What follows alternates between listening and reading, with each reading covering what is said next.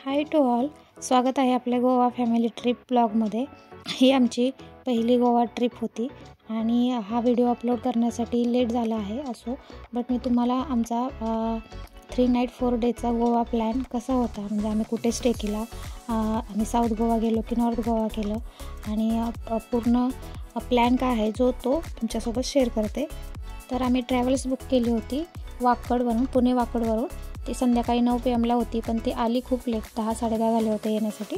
आणि आमचा last stop होता मडगाव बस स्टेशन आणि तिथे गेल्यानंतर आम्ही स्कूटी हायर केली 500 पर डे चार्जेसनी आणि आम्ही पोचलो आमच्या हॉटेलला। दी कर्मा रॉयल पाम साऊथ गोवामध्ये आहे आणि ते 3 नाईट 4 डेचा प्लॅन होता त्याचा। 3995 पर चार्ज होते त्याचे आणि आम्हाला तिथे 1 BHK रूम भेटली, living hall, bed, TV, mini fridge, even इंडक्शनसुद्धा इन्क्लूड होतं। आणि आम्ही पोचलो 12:30, आम्ही हॉटेलला पोचलो असेल 12-12:30च्या दरम्यान। तर रूम अगदी आम्ही जशी बुक केली होती आणि त्यांनी जे प्रमाणे सांगितलं होतं, जे लिव्हिंग हॉल वगैरे, बेड, TV, मिनी फ्रीज ह्या सर्व गोष्टी प्रॉपर होत्या। आणि आम्ही रूममध्ये गेल्यानंतर थोडा वेळ रिलॅक्स झालो, मस्त जेवण केलं आणि जेवण केल्यानंतर आम्ही प्लॅन केला की आता आपले जे पॉईंट आहेत ते फिरून घ्यावे, कारण टाईम खूप कमी होता, 3 नाईट 4 डेज होता आणि सर्व गोष्टी एक्सप्लोर करायच्या होत्या। त्याच्यामुळे आम्ही कसलाही वेळ न घालवता आम्ही सुरू केला आमचा डे फर्स्ट बीचेसपासून। आणि तो कोणत्या बीचपासून स्टार्ट केला मी हे तुम्हाला सांगून देते। तुम्ही हे चेक पाहू शकता, हे गॅलरी वगैरे आहे, तितके छान फुलं, फ्रेश वातावरण आणि इतकं सुंदर होतं तर कर्मा रॉयल हॉटेल। तुम्ही जर प्लॅन करणार असाल तर तुम्ही इथे नक्की विजिट करा। आम्ही साऊथ गोवामध्ये थांबलो होतो। याच्यानंतर आमचा सुरू झाला पहिला बीच काबो दी रामा। तर आमच्या हॉटेलपासून आम्हाला तिथेच पोहोचण्यासाठी 1-1.5 आवर्स गेला असेल जाण्यासाठी। आणि हा बीच साऊथ गोवामध्ये आहे आणि हे शांत वातावरण, स्वच्छ पाणी आणि गर्दी कमी आहे असं ठिकाण आहे। इथे एक ऐतिहासिक किल्लाही आहे काबो दी रामा फोर्ट। इतिहासानुसार हे ठिकाण रामशीतेशी जोडले आहे, त्यामुळे याचं नाव आहे काबो दी रामा फोर्ट। आणि इथे खूप सुंदर नेचर आणि इथे इंस्टाग्रामेबल स्पॉट आहेत, फोटोजेनिक स्पॉट आहेत आणि 1 फेमस स्पॉट आहे। तिथे जाऊन आम्ही मस्त फोटो काढले, एन्जॉय केला। आणि त्याच्यानंतर आम्ही पोचलो कोलवा बीचला। हे कोलवा बीचवर नारळाची झाडे खूप आहेत, खाद्यपदार्थ वगैरे आहेत, तुम्ही इथे मस्त खाऊ शकता। आणि तर हा बीच जो आहे तो साऊथ गोवामध्येच आहे आणि काबो दी रामापासून या बीचला जायला जवळजवळ 1 पाऊण तास लागतो। आणि हा सगळ्यात प्रसिद्ध बीच आहे, म्हणजे तुम्ही जर साऊथ गोवामध्ये गेला आणि कोलवा बीचला जर गेला नाही तर तुम्ही गोवा पाहिलं नाही असं म्हणता येईल थोडक्यात। इतकं छान सुंदर आहे इथे। वॉटर्स ॲक्टिव्हिटी म्हणजे इथे कायाकिंग मस्ट प्रिपेअर आहे, इथं भरपूर लोक कायाकिंग करतात आणि इथे खूप गर्दी असते। इथे पांढरे वाळू, लांबच लांब समुद्रकिनारा आणि गर्दी राहते। तुम्ही कधीही जा, तुम्ही ते कधीही गेला तरी गर्दी राहते। आणि इथे कायाकिंगचे चार्जेस 800 पर पर्सन आहेत, पण आम्हाला त्यांनी ते 600 पर पर्सन समथिंग सांगितले आणि ते आम्ही केलं। तुम्ही 1 आवरसाठी कायाकिंग करू शकता। आम्ही बराच वेळ कायाकिंग केलं। इथे सर्वांनी आमच्यापेक्षा श्रीशाने जास्त एन्जॉय केला। तर थोडक्यात सांगायचं झालं तर कोलवा बीच इथे निसर्ग सौंदर्य म्हणजे गोव्याचं हृदय मानलं जातं। इथे निसर्ग सौंदर्य, वॉटर स्पोर्ट, शॉपिंग, स्वादिष्ट फूड आणि धमाल नाईट लाईफ हे सर्व एन्जॉय करू शकता। तुम्ही पाहू शकता इथे किती धमाल सुरू आहे सर्वांची, किती एन्जॉय करताय तुम्ही चेक करू शकता।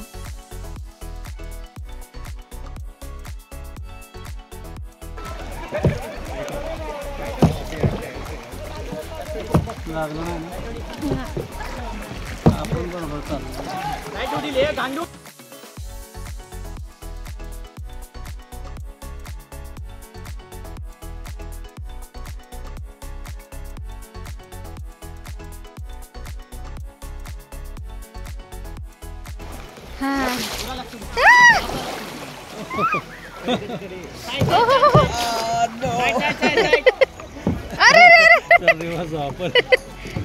आराम से राइट।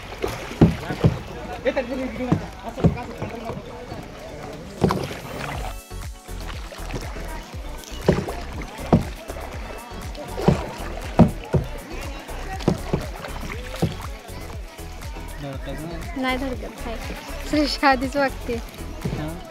श्रीषा हा श्रीषा अरे बापरे जाईल का? हा जाईल का? हा हा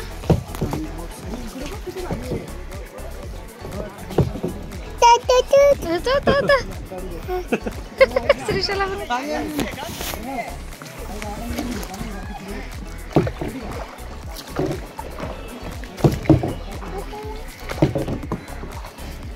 हो देख. तर कायाकिंग करून झाल्यानंतर इथे श्रीषा आणि श्रीषाच्या बाबांनी स्विमिंग केलं. कायाकिंग करून थकले होते ते म्हणले थोडंसं स्विमिंग करतो. आणि तिथे श्रीषाला भेटले फॉरेनर फ्रेंड. ते कौतुक करत होते की एवढी लहान मुलगी पाण्यामध्ये कशी पोहते.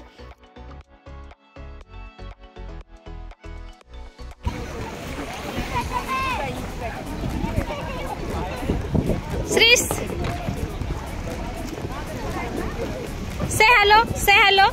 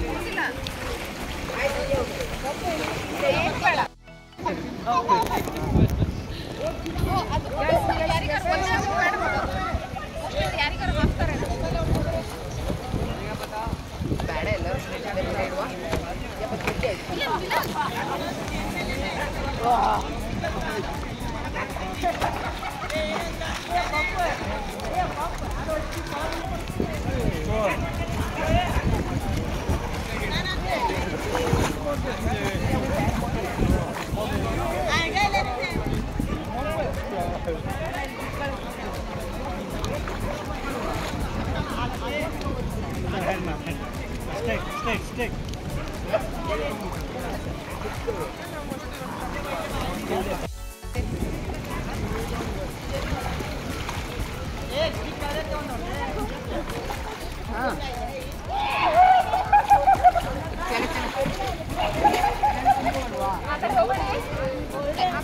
तिकडे नाही जायचं बाबू, आत नाही. श्री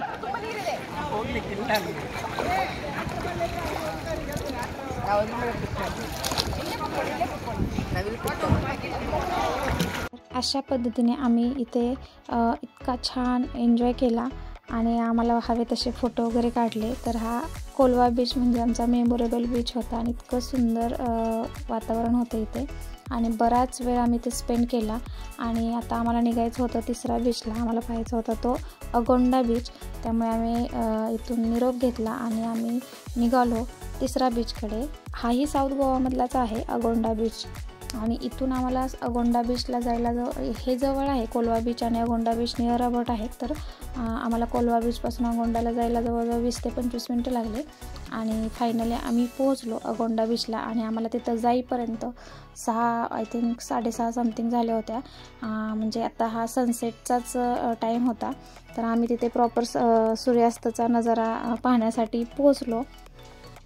तर श्रीषा कोलवा बीचमध्ये एन्जॉय करून एवढी थकली होती ती रस्त्यातच जाताना झोपी गेली. आणि आम्ही पोहोचलो संध्याकाळी अगोंडा बीचला. अगोंडा बीचला इथे सूर्यास्त पाहण्यासाठी इतकं छान. तिथे ह्या बीचवरती जास्त गर्दी नव्हती त्याच्यामुळे एकदम छान वाटत होतं, शांत. आणि आम्ही म्हटलं हा सूर्यास्त एन्जॉय करायचा आणि त्याच्यानंतर तिथे नियर अबाउट एक चर्च आहे त्याला जायचं.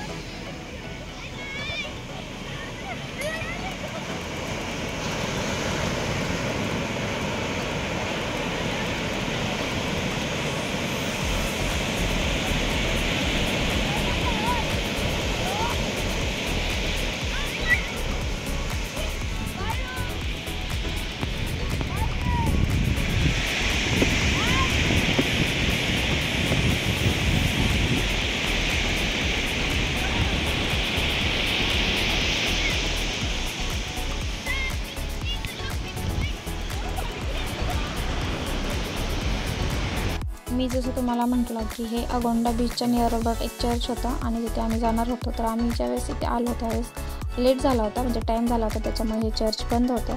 तर आम्ही बाहेरूनच पाहिलं, 5-10 मिनटं फोटो वगैरे काढले आणि आम्हाला त्याच्यानंतर रिटर्नही यायचं होतं आमच्या हॉटेलला, कारण रिटर्न येण्याचा रोड पूर्ण जंगल टाईप होता आणि आम्ही स्कूटी हायर केली होती, आमच्याकडे 4 व्हीलर नव्हती. त्याच्यामुळे मग आम्ही लवकरच रिटर्न येण्यासाठी निघालो.